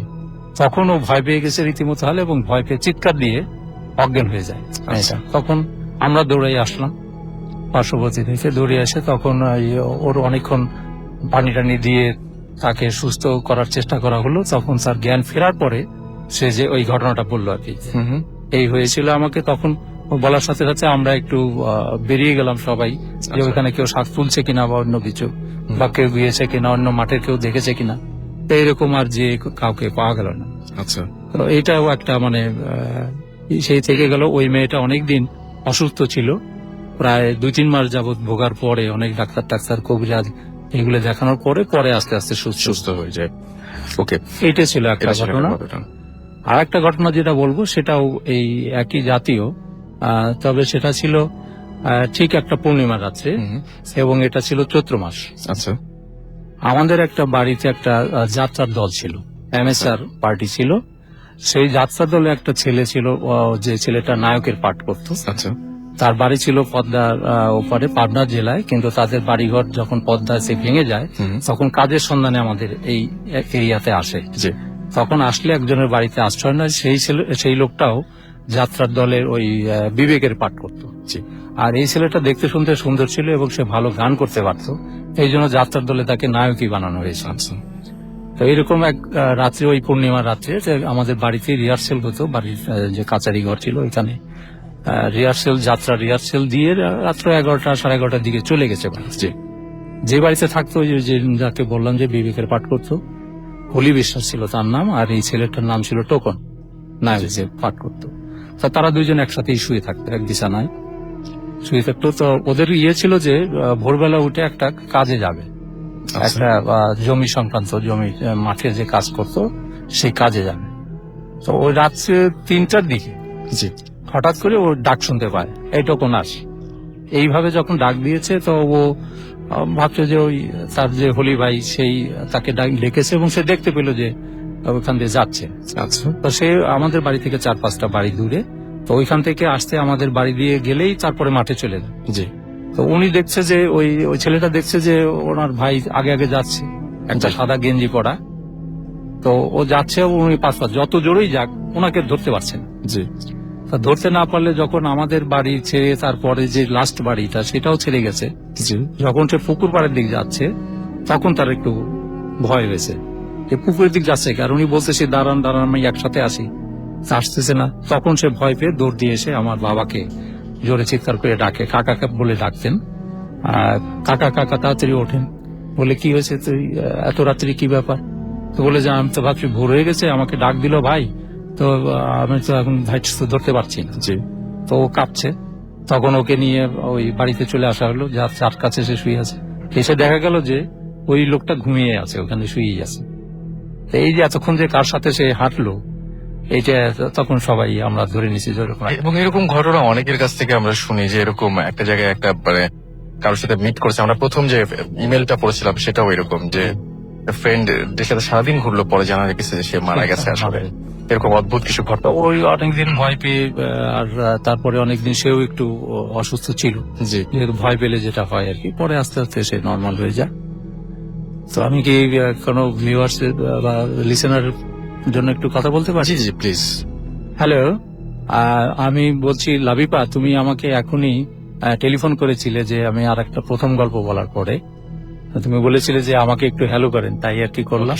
থ্যাংক ইউ, তুমি এত রাত্রি আমাকে শুনছো। ওকে, থ্যাংক ইউ। আমি প্রথমে আপনার কাছে চলে যাই, যেহেতু সময় খুব কম, আমরা শুনে ফেলি আপনার ঘটনা ছোট্ট করে। হ্যালো, আমি রাজিন, মোহাম্মদ তাইফুজ্জামান রাজিন। তো আমি আজকে আসলে সময় খুবই অল্প, কোনটা দিয়ে শুরু করবো? আপনি জাস্ট একটা ছোট্ট একটা ঘটনা আমাদের বলে শুনে দেন, তাহলে ছোট্ট, আসলে সবগুলাই তো বড় বড়, ছোট্ট করে তাহলে আপনি চিন্তা করেন, আমি এমন একটা শুনছি। হ্যালো, হ্যাঁ, listener that's Fuad come from west Malda Narayanganj. আমার যে ঘটনাটা এটা মানে ছোট্ট করে বলি, সময় শেষ। তো আমি আমার মোটর বাইকটা মানে মেরামত করার জন্য ওয়ার্কশপে যাই এবং সেখানে আমার এক ফ্রেন্ডের সাথে দেখা হয়ে যায় অনেকদিন গ্যাপ থাকার পরে। তো ওর সাথে জিজ্ঞেস করি ওর নতুন বাইক নিছে কি সমস্যা, ও বলে যে চালায় দেখি কি সমস্যা। তো চালায় আসি, এর মাঝখানে একজন লোক আসে, মানে আমাদের কথাবার্তা চলাকালীন সময় একটা মানে পাগল বেশে একজন লোক আইসা বলে ওই ফ্রেন্ডকে, বাবা কিছু খাই নেই, কিছু টাকা দে আমারে। তো ও বলে যে তোর হাত পা আছে, তোর কেন টাকা দে, যা এখান থেকে যা, এবং গালিগালাজ করে, অনেক গালিগালাজ করে। তো ওই লোকটা মানে পাগল বেশের যে লোকটা আসে, সেই লোকটা মানে ওনারে মানে ওই ফ্রেন্ডরে বলে তুই হারাবি বলে চলে যায়। তো ওই দিন আর কিছু হয় না, আমার ফ্রেন্ডের সাথে মানে আমি বাই বলে চলে যাই। এবং সন্ধ্যা পরে রাত্রিবেলা আমাদের ও SMS করে একটা, তো ওর SMS এর কোনো মানে রিটার্ন দেই না। এবং দেখা যায় যে মানে আমি সো টায়ার্ড থাকাতে মানে বেডে যাই, সো টেক্সট মেসেজ অন করেই আমি ঘুমাই যাই, মানে কোনো মেসেজ পাঠাই না। কিন্তু সকালবেলা উঠা দেখি যে মানে আমার টেক্সট মেসেজের মধ্যে একটা জিনিস টাইপ হয়ে আছে, লস্ট এরকম একটা টেক্সট। তো আমি সেন্ড অপশনে যাই, গিয়ে দেখি যে ওইখানে কোনো কিছু আমি কারো সেন্ড করিনি, এরকম লস্ট কিছু, বা আমি লিখিও নেই। তো এটা কিভাবে আসলো আমি নোটিস করি না, চলে যাই আমার কাজে। এবং মানে এরপরের দিন যখন আমি ওয়ার্কশপে গিয়ে আমার মানে বাইকটা আনার জন্য যাই, মেরামত করতে যেটা দিছি, তো আমি বলি যে আমার ফ্রেন্ডের বাইকের কি সমস্যা ছিল এবং কি হয়েছে, ওর মানে কি সমস্যা ছিল। ও বলে যে ভাই কার কথা বলতেছেন, আমি বললাম সাদ্দামের কথা, যে আসছে কালকে। কয় ভাই ওর তো মানে আমি জানাজা পড়ে আসলাম। আমি বলি এটা মানে কিভাবে সম্ভব, কালকে কথা বললাম কথা বললাম আর আজকে মারা গেছে। এবং তারপর রাত্রেবেলা আপনার সাথে খুব উদ্ভট কিছু ঘটনা। হ্যাঁ। ওকে, থ্যাংক ইউ। আমরা পরের ঘটনায় চলে যাব। আপনার ঘটনা। হ্যালো, আমি রাজিন। আমি যেটা বলবো সেটা হচ্ছে পীরজি হুজুরের একটা ঘটনা ছিল। পীরজি হুজুর যখন ওনার মাদ্রাসায়, বড়কাটারা মাদ্রাসায় আসেন, তখন উনি জানতে পারেন যে ওনার মাদ্রাসার মধ্যে অনেক জিনেরা ডিস্টার্ব করে, মানে বাজে জিন বা দুষ্ট জিন। তো উনি যখন মিডল ইস্টে কোথায় যেন পড়াশোনা করার জন্য, তো ওখানে পড়াশোনা করা অবস্থায় একটা ছেলের সঙ্গে তার পরিচয় হয়। ওই ছেলেটা ছিল জিনদের বাদশার ছেলে, সে পড়াশোনা করতো। তো ওনাকে নিয়ে আসে যে বন্ধু আসো আমার দেশে যাই, গিয়ে দেখি কি অবস্থা, আমাদের তো জিন ডিস্টার্ব করে। তো উনি আসেন এবং এসে বলে যে তোমরা এখানে যে মানে দুষ্ট জিনগুলো আছে তোমরা চলে যাও। ওরা বলে যে না আমরা যাবো না, তোমরা চলে যাও। তখন ওই রাত্রেবেলা সারা রাত ওখানে একটা মানে জিনদের মধ্যে একটা মারামারি হয়, ঠিক আছে। মারামারি হওয়ার পরে সকালবেলা দেখা যায় যে 52টা জিন, মানে 52টা, ওনাদের পরবর্তী আব্দুর রশিদ সাহেব উনি আমাকে বলেছিলেন পরে, যে হুজুরের কাছে আমি এখন আছি, তো উনি বলেছিলেন যে ওনার বাবার ঘটনা এটা। তো উনি বললো যে 52টা জিন নাকি ওই রাতটা মারা যায় এবং পরবর্তী দিন সকালবেলা ওই এলাকায় যারা ছিল তারা 52টা কাঠ পরে থাকতে দেখে ওই এরিয়ার মধ্যে। কোন জায়গায়? এটা হচ্ছে চকবাজার, বড় কাটারা মাদ্রাসা। এটা সবাই জানে, সবাই জানে। ব্যাপারটা কিন্তু খুবই অদ্ভুত। অবশ্যই 52 টাকা 2011 এর দুনিয়ায় কে বিশ্বাস করবে এগুলো? সেটাই। আচ্ছা সাকিব, আমার কিছু বল। It is very similar to this. আজকে মনে হয় story বলা হবে না। না, বলতে হবে আজকে। আর আসলে এই ঘটনাটা আপনি মানে ছোট করে বলুন। এটা আমি শিওর এজন্য, কারণ আব্দুর রশিদ সাহেব যে উনি হচ্ছে খুব মানে পরহেজগার মানুষ। আপনি ইদানিং যাচ্ছেন এবং একটু ওই সম্পর্কে হালকা একটু। আচ্ছা, ওখানে আমি ওনার যে খাদেম আছে কিংবা আমি ওই হুজুরের কাছে বললাম যে হুজুর আমি তো আপনার কাছে আসতেছি, আমার এরকম প্রবলেম হয়। তো বলে যে তোমার কি ডিস্টার্ব করে? আমি বললাম যে না, ডিস্টার্ব না, আমার পজিটিভ, আমার যে পাওয়ারটা সেটা হচ্ছে পজিটিভ এনার্জি টাইপের। আমার কোনো বিপদ হলে আমি বুঝতে পারি, আমি আগেই বলেছি। তো যাই হোক, উনি তখন বলে যে ঠিক আছে। আমি বললাম যে হুজুর আমি তো জিন দেখতে চাই। মানে আমার দেখে মানে হাসলো, এসে বললো যে তুমি কি দেখো নাই কখনো? আমি বললাম যে আমি তো জানি না। বলে যে তুমি দেখছো? আচ্ছা, তুমি দেখছো, মনে করো তুমি দেখছো। আমি বললাম যে না, আমার তো মনে হয় না। বলে যে তুমি ভালো করে মনে করে দেখো, তুমি দেখছো। তো যাই হোক, তারপর আমি ওখানকার যে খাদেম যারা ছিল আমি তাদেরকে জিজ্ঞেস করলাম যে আপনারা তো জিন টিন ছাড়ান, আপনি কি আসলেই দেখছেন এরকম? আমি এখন পর্যন্ত উনি যে বলেন যে দেখছো, এই ব্যাপারটা আমাকে খুঁজতে হবে যে আমি আসলে কবে দেখছি। এটা নিয়ে আরো ইন্টারেস্টিং ঘটনা আছে, ওটা আমি পরে বলবো। আচ্ছা, আমরা তাহলে নেক্সট আরেকদিন তাহলে এই ঘটনাগুলো শুনবো ইনশাআল্লাহ। আমি যেটা বলতে যাচ্ছি সেটা হচ্ছে যে উনি খাদেম সাহেব বলেন যে, আমি বললাম যে আপনারা তো এখানে জিন টিন ইয়া করেন, ছাড়ান, তো এটা কিভাবে করেন, মানে ওয়েটা কি? তো বলে যে আমি বললাম আচ্ছা জিনের মানে কোনো রূপ আছে? বলে না, ওদের কোনো রূপ নাই, ওরা যে কোনো রূপ ধারণ করে।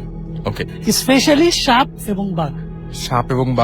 এবং আমরা সবচেয়ে ইন্টারেস্টিং ঘটনা আমি লাস্টে একটু শেষ করি, সেটা হচ্ছে যে ওনারা বললো মানে ছোট্ট একটা রুমের মধ্যে আমি বললাম যে আপনারা কি দেখেন? বলে যে আমরা যখন এখানে জিনদেরকে ডাকাই তখন আমরা দেখি বিশাল একটা বাঘ মানে রুমের মধ্যে আসে এবং হয়তো অনেক বড় কোনো সাপ মানে এই রূপটা ধরে ওরা আসে এখানে এসে ওদের সঙ্গে কমিউনিকেট করে। বাঘের রূপ ধরে হ্যাঁ, বাঘের রূপ ধরে আসে। ওকে, থ্যাংক ইউ। আমরা এখন সরাসরি সাকিব ভাইয়ের কাছে চলে যাব এবং জিবরান ভাইয়ের কাছে চলে যাব, অর্থাৎ আমরা বোথ ইস্টের কাছে চলে যাচ্ছি। আচ্ছা, ফার্স্ট অফ অল রংপুরে কি এই ভূতের নাম শোনা যায়? জি। ওখান থেকে কয়েকজন আমাকে পেতেছিল ফেসবুকে আর কি, যে আচ্ছা, রংপুরে নাকি ভূত হ্যাঁ। পায় না নাকি জানি। এটা মনে হয় এটা আমি ঠিক জানি না, কিন্তু শুধুমাত্র রংপুরের থেকে আরো ভেতরেও শোনা যায় আর কি। হ্যাঁ, জি। Anyway, so here's my story. So this is not an investigation. আমরা তো গত কয়েকবার যতবার ইনভেস্টিগেশন শেয়ার করেছি, এটা একটা স্টোরি। আমার এক মানে আমার অনেক নানা টানা আছেন। জি। সো একজন নানার একটা ঘটনা ছিল আর কি। So he was posted as a magistrate somewhere in the Sylhet division. I forget, মানে হয় চুনারুঘাট অথবা সুনামগঞ্জ, এরকম একটা জায়গায় is posted as a magistrate. So যেটা হয় গ্রামে জমি নিয়ে অনেক প্রবলেম। সো জমি নিয়ে মানে, আর গ্রামে একটা জিনিস খুবই কমন, গ্রামে বা মফস্বলে ধাম করে কেস করে দেয়। তোমার ধরো আমার সাথে জ্ঞান হয়েছে কিছু নিয়ে, তুমি ধাম করে একটা ওই কি বলে ফালতু কেস আর কি, যে কেসের কোনো বেসিস নেই, কেস করে তারপরে এটা নিয়ে বিচ্ছিরি হয়। আর জমি রিলেটেড ব্যাপারে অলওয়েজ খুন খারাপি হয়, এগুলো আমরা সবাই জানি। সো উনি যেখানে ছিলেন, ম্যাজিস্ট্রেট ছিলেন, ওখানে দুটা ফ্যামিলি ছিল, প্রিটি বিগ ফ্যামিলিজ, ধনী ফ্যামিলি। সো ওদের মধ্যে একটা জমি টমি নিয়ে গ্যাঞ্জাম হচ্ছে। সো গ্যাঞ্জাম হয়ে ওদের মধ্যে অনেক মারামারি হয়েছে, বহুত কিছু হয়েছে ওখানে। সো ফাইনালি ওই কেস টেস্ট করা হয়েছে। তো কেস টেস্ট করার থ্রু দিয়েই আমার নানা গট ইনভলভ। আচ্ছা, যে ওনাকে ইনভলভ করা হয়েছে, এটা সলভ করতে হবে। তো সে এটা কেস যেভাবে চলে ওভাবে, টপ বেশ আগের কথা, 70s এর কথা আর কি। সো সে ওভাবে করছে, এগুলা দেখাশোনা করছে। তো অবভিয়াসলি কেসে একজন জিতে একজন হারে। সো সে সবকিছু বিবেচনা করে সে ডিসাইড করছে যে একটা সার্টেন পার্টিকে পক্ষে রায় দিবে। সো ধরো ডিসিশনটা আজকে নিচ্ছে, কালকে অফিসে গিয়ে ইয়েটা করবে, রায়টা দিবে। সো এটা একটা উইকেন্ড ছিল, উইকেন্ড, শুক্রবার হতে পারে বা শনিবার, ঠিক মনে নেই। উইকেন্ড, সকালে বাসায় ছিল। বাসায় ছিল তো তখন হঠাৎ করে সিলেটে একটা বিখ্যাত পীর ছিলেন, ওনার নাম হচ্ছে, নামটা আমি জানি না, সবাই নাকি পীর নানা ডাকে। আচ্ছা, যে যত বয়সী হোক, ওনার বড় হলেও নাকি পীর নানা ডাকে, ওরা ছোট হলেও পীর নানা ডাকে, সবাই পীর নানা ডাকে। I was very fortunate to meet him when I was very young. আচ্ছা, তখনই হি ওয়াজ ভেরি ওল্ড। আমি যখন অনেক ছোট ছিলাম তখনই অনেক বয়স।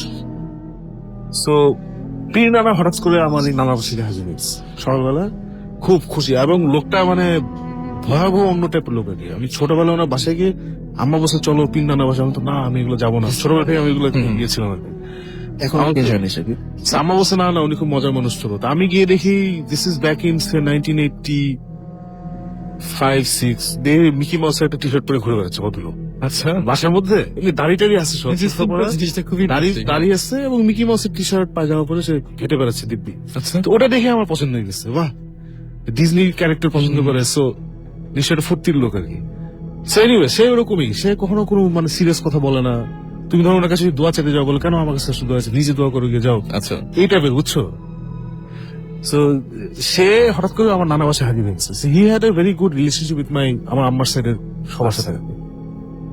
তা ওনাকে দেখে তো সবাই খুব খুশি, আমার নানাটা সবাই খুব খুশি। হ্যাঁ, আপনি আসছেন, কি ব্যাপার, কি জন্য আসছেন? অবশ্যই আপনি দেখে খুশি, বাট কোনো কাজে আসছেন নাকি এমনি বেড়াতে আসছেন? না, আমি বেড়াতে আসছি, কাজে আসছি। তোমাদের কথা অনেকদিন মনে পড়তেছিল, তাই চলে আসছি। হ্যাঁ, কদিন থাকবে? না, খালি আজকে তো। আচ্ছা, খালি আজকে থাকবেন? চলেন কোথাও ঘুরি? না, আমার একটু খুব আমি মেন্টাল প্রেশারে ছিলাম, তো আমি এখানে আসছি, জাস্ট আমি তোমাদের বাসায় থাকবো, তোমার সাথে আড্ডা মারবো, এইভাবেই। আমি আর কিছু, আমার জন্য কোনো ঝামেলা করো না, আচ্ছা, আমি এখানেই থাকবো, কিছু হবে না। তো ঠিক আছে। সে তো সকালে আসছে, খাওয়া দাওয়া করছে, আবার খাওয়া দাওয়া করতে ভালোবাসতো। খাওয়া দাওয়া করলো, সবকিছু নিয়ে আত্মীয় নিয়ে কথা হচ্ছে, সবকিছু হলো টলো। এসে বিকালের দিকে সে বলে আমি তো হাঁটতে বেরোচ্ছি। আচ্ছা, তখন আমার নানা বলে আমিও আসেন, আমি আপনাকে, না তোমার আসতে হবে। আচ্ছা, আমি নিজেই বলে আপনি তো চিনেন? মানে না, আমি চিনি। সে হাঁটতে বেরোল। তারপরে অদ্ভুত যেটা হয়েছে, আমার নানা বারান্দা থেকে দেখছে যে সে হাঁটতেছে বেসিক্যালি বাসার চারপাশে। আচ্ছা, সে কোথাও যাচ্ছে না। আচ্ছা, সে হেঁটে একটু গেট পর্যন্ত যায়, তারপর দেয়ালের বাইরে যায়, তো দেয়ালের সার্কিট দেয়, সার্কিট আবার ভিতরে এসে আবার একটু সার্কিট দেয় বাসাটা, আবার মাঝে মধ্যে দাঁড়িয়ে কি জানি বিড়বিড় করে। আচ্ছা, বুঝছো, সে নিজের মনে এগুলো করতেছে। তো নানা এগুলো দেখছে, দেখে তো কিছু বলে নাই। তারপরে যখন পীর সাহেব ভেতরে আসছে, পীর নানা ভেতরে আসছে, বলে যে আপনি বাসায় দোয়া দরুদ করতেছেন। বলে হ্যাঁ বললাম, সবাই তো আমাকে পিট্টির বলে, একটু দোয়া পুরি দিই, এরকম বুঝছো। আচ্ছা, অনেক মজার মনে হ্যাঁ বলে না, আমাকে লোকজন পিট্টির বলে, তো ভাবলাম আসছি যখন দোয়া পুরি দিই। আচ্ছা। এই আর কি। মানে সে খুব এটা নিয়ে খুবই ইয়ে। তারপরে রাতে ডিনার টাইম হলো, ডিনার টাইম এসে বলে কি রাতে আমার কিছু লোক আসবে, তোমরা নিয়ে ঘাবড়াও। আচ্ছা, বলে আল্লাহ কে আসবে, এই মানে আতিথ্যতার একটা ব্যাপার আছে তখনকার দিনে স্পেশালি। হ্যাঁ কয়জন আসবে, বলে আসবে বেশ কয়জন লোক আসবে। বলে কয়জন, বলে ওটা ইম্পর্টেন্ট না। বলে না, ওদের খাওয়া দাওয়া থাকবে কোথায়, খাওয়া দাওয়া সবগুলো ব্যবস্থা করতে হবে। বলে না, কোনো ব্যবস্থা করতে হবে না। ওরা আসবে, ওরা নিজেদের মধ্যে থাকবে, ওরা কালকে সকালে আমার সাথে চলে যাবে। আচ্ছা, বলে যে এটি কি ধরনের কথা, আমরা খাবো না, আমার বাসায় আসতেছে এই সে, আপনার গ্যাস। ও না, সে ওদের কিচ্ছু লাগবে না, এগুলো কোনো ব্যাপারই না, সে খালি উড়াই দিচ্ছে বুঝছো। এই ঘটনা। তারপরে দে হার্ড একটা গাড়ির আওয়াজ, বুঝছো, গাড়ির আওয়াজ শুনলো। তো আমার নানা উঠতে গেছে, so উনি আবার থামাইছে, না না না, ওরা আসবে, তুমি বসো। তারপর দরজা একটা নক শুনছে, তারপর দরজা খুলে দেখি পুরো আর্মি ড্রেস পরা, আর্মি ড্রেস পরা অ্যারাউন্ড 20 to 30 পিপল। আচ্ছা, বুঝছো, বাইরে আবার আর্মির জিপ দাঁড়ায়, জিপ না ট্রাক একটা দাঁড়ায় আছে, আর্মির ড্রেস পরা কিছু লোকজন এখানে আসছে। তো আয়সা নানা সালাম করলো নানাকে, না বললো তোমরা আসছো, ঠিক আছে তোমরা থাকো বাইরে, বুঝছো তো কি করতে হবে। ওরা কি জানি বললো, বলে চলে গেল। সো আমার নানার সাথে জাস্ট একটা সালাম হয়েছে আর কি। তো নানা তখন কনফিউজড এজ হেল, যে what the hell is the army doing in my house. আচ্ছা, বুঝছো, স্বাভাবিক। আর তখন যা স্বাধীনতা হয়েছে 70s এর কথা, কিন্তু ভয়, তখন তো অবস্থা ভালো ছিল না দেশের, একদম। এদিকে কু হচ্ছে, এদিকে এই হচ্ছে ওই হচ্ছে। তো নানা একটু ভয় পেয়েছে, কি ব্যাপার। আর তিন নানার সাথে সম্পর্ক কি, তিন নানা কোনো ব্যাপার না, শোনো আর কথা বলে কি, শোনো রাতে একটু বাইরে আওয়াজ টাওয়াজ হতে পারে, তোমার বাইরে এসো। আচ্ছা, বলে এটা কি ধরনের কথা, বাইরে আওয়াজ হবে মানে আরো বেশি বলে যায়। তোমরা কাজ করো, তোমরা একটু নামাজ টামাজ করে ফেলো। আচ্ছা, নামাজ টামাজ পড়ো মানে না, একটু পড়ে ফেলো আর কি, বেশি পড়তে হবে না। তোমরা যতক্ষণ জায়গা আছে একটু নামাজ টামাজ করে তোমরা ঘুমিয়ে যাবে। আর বাইরে যদি কোনো আওয়াজ হয় তোমার কিছু ভেবো না, এটা কোনো ব্যাপার না। তারপরে আমার নানা তো এটা শুনে আর ঘুম টুম চলে গেছে। তারপরে সারা রাত ধরে জেগেছিল, অবভিয়াসলি আমার নানা সারা রাত ধরে জেগেছিল, নানি ঘুমানোর চেষ্টা করছে রাতে। তারপরে যেটা আমার নানি পরে বসছে, ওরা দেখে যে এমন কুয়াশা নামছে যে জানলার বাইরে, মানে কিভাবে বুঝাবো, মানে জানলার বাইরে কিছু নাই। আচ্ছা, কিচ্ছু দেখা যায় না, কিচ্ছু দেখা যাচ্ছে কিচ্ছু দেখা, মানে জানলা বাইরে কিছু নেই, দেয়ার ইজ নাথিং দেয়ার। মানে ভয়াবহ কুয়াশা পড়ছে, ওটা শীতকালই ছিল, কুয়াশা টুয়াশা পড়ছে সেই। আর তখনকার দিনে তো ইলেকট্রিসিটি কম ছিল, সো বাইরে ঘুটঘুটে অন্ধকার, কোনো ইয়ে নেই। রাতে তারপরে প্রচন্ড ঠান্ডা পড়ছে, এন্ড ওরা অদ্ভুত সব হঠাৎ অদ্ভুত আওয়াজ শুনছে সারা রাত ধরে। আচ্ছা, মারামারির আওয়াজ, উদ্ভট সব চিৎকার, আচ্ছা, এই ওই। এবং নানা তো উঠে গেছে, মানে ও তো ঘুমাতেই পারে নাই। ড্রয়িং রুমে যায়, ড্রয়িং রুমে দেখে তিন নানা বসে আছে। আচ্ছা, বসে আছে, বিবির করে কি পড়তেছে নাকি, ও তুমি উঠে গেছো নাকি, যাও যাও ঘুমাও, কিছু উঠতে হবে না তো, সব ঠিক আছে, কোনো অসুবিধা নেই, এরকম বলতেছে। বলে কি হইতেছে বাইরে, না কিছু হচ্ছে না, তুমি তোমার কিছু চিন্তা করতে হবে না, তুমি ভেতরে গিয়ে ঘুমাও। এইভাবে সারা রাত পার হচ্ছে। ও কিছুক্ষণ পর আসে, সে আবার বলে কিছু হচ্ছে না, এই যাও ঘুমাও, তোমার অফিস আছে কালকে, এইসব বলে পাঠিয়েছে আবার। পরের দিন সকালে ফাইনাল মর্নিং হলো, ও সবাই নাস্তা খেতে বসলো। তখন হঠাৎ খবর আসছে একটা, যে ওনার অফিস থেকে খবর আসছে যে কি হয়েছে, ওই এলাকার আরেকটা পীর সাহেব ছিল, সে মারা গেছে। আচ্ছা, হ্যাঁ, হি ডাইড। আচ্ছা, সো এটা শুনে সবাই খুব সারপ্রাইজ, কিন্তু পীর নানা একদমই সারপ্রাইজ নয়। ও মারা গেছে নাকি, হ্যাঁ ও নাকি পীর, আমি যাই না, মানে খুবই তাচ্ছিলের ব্যাপারে। ও হ্যাঁ শুনছি ও পীর টির এসে, কি মারা গেছে। আমি গেলাম বলে, সে আস্তে আস্তে করে ওদের কথা বলছিল, চলে গেছে। ওই আর্মির লোকজন কোথাও নাই, কিচ্ছু নাই, এভরিথিং ডিসঅ্যাপিয়ার্ড। আচ্ছা, বা সকালে ওরা ঘুম থেকে উঠে ওদেরকে আর দেখাই যায়নি। এখন যেটা হয়েছে যে এই আমার নানা গিয়ে ওই রায়টা দিচ্ছে, তো রায় দেওয়ার পরে যেটা হচ্ছে লিগালি একটা পার্টি জিতছে। সো লিগালি একটা পার্টি জিতে গেছে, এরপর আর কিছু করার নেই, সো ওদের দাঙ্গা ভাঙামা যা ছিল এগুলো মিটে গেছে, মানে শেষ। সো অনেকদিন পরে আমার নানা আবার পীর নানার সাথে দেখা করতে গেছে, গিয়ে বলছে আপনি দিন আসছিলেন, এখন খুলে বলেন। তখন তো বলেন নাই, খুলে বলেন ঘটনাটা। তারপরে যেটা বাইর হলো, which is why I said it's similar to history, যে ওই পার্টি যারা জানতো যে ওদের পক্ষের এটা যাবে না, ওরা এনলিস্ট করছিল, এগুলো সব স্টোরি, এগুলো রিয়েল কি না আমি জানি না। আচ্ছা ওই পিসারকে এনলিস্ট করছিল রাতে এসে এই আমার নানাকে কিছু একটা করতে, আচ্ছা বুঝছো, মানে to do him harm, kill him or I don't know. তখনকার দিনে এগুলো খুবই ইজি ছিল, এখনো ইজি। সো তখন এটা সামহাও পিনানা খবর পাইছে, and he came and he apparently brought his army of jinn or whatever, আচ্ছা who arrived as the army. ওরা আসছে পুরো আর্মি মতো। সো আয়শা তারপরে রাতে ওখানে there was a fight, যেটা আমার নানা দেখে নাই, আওয়াজ শুনছে, ফ্ল্যাশেস দেখছে, এগুলো হচ্ছে। সো ওই ফাইটে দি আদার গাইজ পার্টি লস্ট, আচ্ছা and তখন উনার জিন্দাগি ওরা মেরে ফেলছে, এরকম কিছু একটা আর কি। না বেশ ব্যাপারটা হচ্ছে কি, আমার সবচেয়ে বেশি মানে অদ্ভুত লাগলো যে এই যে পুরো ব্যাপারটা ঘটলো এবং পুরো রাত ধরে এত কিছু হয়ে গেল, হ্যাঁ উনি মানে একদম নর্মাল, কোনো ধরনের কোনো সমস্যা নাই, ভেরি নর্মাল। হ্যাঁ, এবং মানে তার ক্যারেক্টারটা একটু অন্যরকম, মানে আমরা ঠিক এরকম ধার্মিক মানুষদের যেরকম ভাবে কল্পনা করি বা যেভাবে আমরা মানে চিন্তা করি, ইমাজিন করতে পারি, ঠিক সেই ধরনের একেবারেই না। না একদমই না, ওনার কোনো মুড়ি টুড়ি নাই, মানে পীরের বাসায় কি থাকে, ওই যে সাগরের থাকে, হ্যাঁ সেটাই, কি হচ্ছে এগুলো কিচ্ছু নাই। ওনার বাসায় আছে না, উনি খাওয়া নিয়ে ব্যস্ত, তারপরে লোকজন আসছে বিরক্ত হ্যাঁ। হয় যে কি কেন আসছো, না যাও, তুমি তো করলেই হবে, এটাই বুঝছো, খাওয়া দাওয়া করতে হবে না। এবং তারপরে আমার চোখের সামনে হচ্ছে একটা আরেকটা ছেলে ছিল আমার বয়সী, ওর আম্মা নিয়ে আসছে যে ও পরীক্ষার সামনে কলমে ফু দিন, তাহলে বলে কি তুই কি ভালো করে পড়াশোনা করছো, বলে জি, তাহলে তো কলমে ফু দিয়ে লাগবে না, তুমি পড়াশোনা না করে কলমে ফু দিতে লাভ নেই, এই লেভেলের, মানে ইট ওয়াজ ফ্যান্টাস্টিক। এবং এবং ওই তো মানে যুদ্ধ যেটা বা মারামারি যেটা, সেটা হচ্ছে দুইটা দলের দুই পক্ষের জিনের মধ্যে একটা ওটাই গেস করা হচ্ছে, ওটাই গেস করা হচ্ছে। মানে আমার নানাকে সে খুব ক্লিয়ারলি খুলে বলে, মানে এগুলা নানা আর কি না, উনি বলার মতো ওনার কথাবার্তা শুই না, মানে নিজে নিজে স্টোরিটা মানে কিছু একটা কানেক্ট করছে।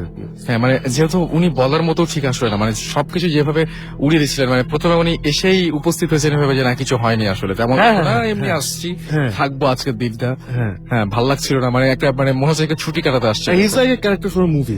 আমি ছোটবেলায় মিট করছিলাম, মানে ওরকমই, মানে কোনো ভাব নাই কিছু নাই, এই আসলো এসে হি বেসিক্যালি সেভ মাই নানাস লাইফ। আচ্ছা, মানে এটা পরে আর কি হ্যাঁ সেটা পরে এই ঘটনা, কারণ ওখানে obviously he was the magistrate, so ওখানে অবভিয়াসলি আর্মিদের সাথে ওনার কানেকশন ছিল। উনি আবার গিয়ে ওখানকার যে কমান্ডিং ক্যাপ্টেন বা হুয়েভার ওয়াজ দেয়ার, ওখানে আর্মি গ্যারিসনে যে ওর সাথে কথা বলছে, তোমরা রাতে কি আমাকে আর্মি পাঠিয়েছিল নাকি, বলে না কেন পাঠাবো, পুরো জিনিসটা ছিল অদ্ভুত। হ্যাঁ, আমার কাছে খুবই খুবই খুবই ভালো লাগছে জিনিসটা, পুরো সময়টাই খুব ভালো লাগছে এই জিনিসটা। এবং সবচেয়ে আজব ব্যাপার যে আপনার ঘটনার সাথে কিছুটা মিল আছে। আমি তো যখন বলা শুনছি ভয় পেয়ে গেছি, হ্যাঁ হ্যাঁ, যেটা বলে গেল আমার, কেন আগে বলি নেই। জীবন ভাই কিছু বলেন। না, ইন্টারেস্টিং, মানে ভালোই, মানে I heard this story before, মানে ভালো লাগলো আমার শুনে। কি from me? Yeah, from you. সাওয়াজ না না, আমি হচ্ছে ওর কাছ থেকে শুনি। না, ও যখন বললো না ও প্রেডিক্ট করতে পারে, যে ও ফেসবুক ছবি দেখে বোঝা যায়, ও বে ওয়াচ স্টাইলে শার্ট ছাড়া, হাতে একটা বন্দুক কান্দে খুলে দাঁড়ায় আছে। That's him. So, মানে জানে না, মানে রেডি ফর দ্য ফিউচার, যা কিছু হোক। এটা গতদিনও জীবন ভাই এসে প্রথমে এই কথাটাই চিনিস সিরা কথা না তো, যে খালি গান না আর হাতে বন্দুক নেই, আমি একই কিছু বলবো কেমনে? আমরা এখনো পর্যন্ত কিছু কিছু SMS পাচ্ছি যে জীবন ভাই বলছেন নাম পাঠাতে। আমি আরো একবার বলি, আপনার এয়ারটেল নাম্বার থেকে বা অন্য যে কোনো নাম্বার থেকে আমাদের SMS করতে পারেন, লিখে ফেলুন SHOUT শাউট, বারবার এসএল আপনার নাম স্পেস আপনার মেসেজ পাঠিয়ে দিন। অন্য যে কোনো নাম্বার থেকে করা যাবে, যে কোনো নাম্বার থেকে, নট জাস্ট মডেল ভূত আমাদের SMS করেছেন, এবং মানিকগঞ্জ থেকে রংপুর বয় আমাদের SMS করেছেন। এছাড়া আমাদের মিষ্টি SMS করেছেন আরিফ ওল্ড টাউন থেকে, আমাদের সত্যি ভূত SMS করেছেন, জিকো আমাদের SMS করেছেন তানিয়া গোলাপগঞ্জ থেকে SMS করেছেন আমাদেরকে, আতিক হাসান SMS করেছেন, হিমু রৌফ, আপনি তো নাম চাচ্ছিলেন জিফার ভাই, নাম হ্যাঁ, এখনো এগুলো পর্যন্ত একটা হ্যাঁ, scale এগুলো না না একটা- একটা নাম ভালো ছিল, আমি ভুলে গেছি। biologist ভূত। বায়োলজিস্ট ভূতকে মনে হয় জিবরানের আজকে ফার্স্ট। না দাঁড়াও, আচ্ছা, আরো আরো কিছু আসছে এখনো। বুলবুল যশোর থেকে লিখেছে, কিন্তু বুলবুল তো ভয় না। না, জিরি Basic something আমাদের else. এসএমএস করেছেন, আমি এখনো পর্যন্ত দেখছি না যে সেরকম কোনো এসএমএস আসছে। আমি চাচ্ছি যে বরং লাস্টে পড়ে ফেলবো যদি কিছু থাকে। আমি এমন হয় যে আজকে ওই বায়োলজিস্ট ভূত যিনি আছেন সাকিব রাসেল তো অবস্থা নিয়ে আমিও একমত যে ওকে, কি জানি করতে হবে? ও ইয়া, তুই ওই কি বায়োলজিস্ট ভূতের আব্বাকে বলবি সালাম আলাইকুম আঙ্কেল। ডান। আমি লাস্টে I'm gonna give a few shout outs. Okay, thank you so much সালামটা দেওয়ার জন্য। আচ্ছা, আমরা এখন শেষ করে ফেলি আজকের মতো এখানে। যেভাবে কিছু বলবেন। হ্যাঁ, I just want to give a few shout outs to আমার nephew গুলা যে অনেক like made my life worth it. Zain or Zayan. And my friend Imran and ex-second Hussein and Ronnie. আচ্ছা, All my nephews. And সবাইকে। Imran, my friend. Okay, What's up, guys? Imran নামে তো কোনো friend নেই। আছে I have Imran. Never mate him. No, he's from LA. তাহলে he doesn't exist. আচ্ছা, আমি লাস্ট টাইম এসে সোহেলের স্টোরিটা বলছিলাম, দ্য ইউজলেস গাই হচ্ছে ফাক। সোহেলের কোন street? I didn't tell you this, আর একবার ও তো কোনো সময় বিশ্বাস করে না, দেখছিস তো গালাগালি করে সবসময়। হ্যাঁ হ্যাঁ, ওর ফাইনালি যে ওর বাসার মধ্যে ওকে ধরছিল, খুব ভালো। আমি জানি দিল। ওকে, আমরা আজকের মতো এখানে শেষ করছি। আবারও আগামী সপ্তাহে কথা হবে। সে পর্যন্ত সবাই ভালো থাকুন, সুস্থ থাকুন, সুন্দর থাকুন, মোস্ট ইম্পর্টেন্টলি ফুর্তিতে থাকুন এবং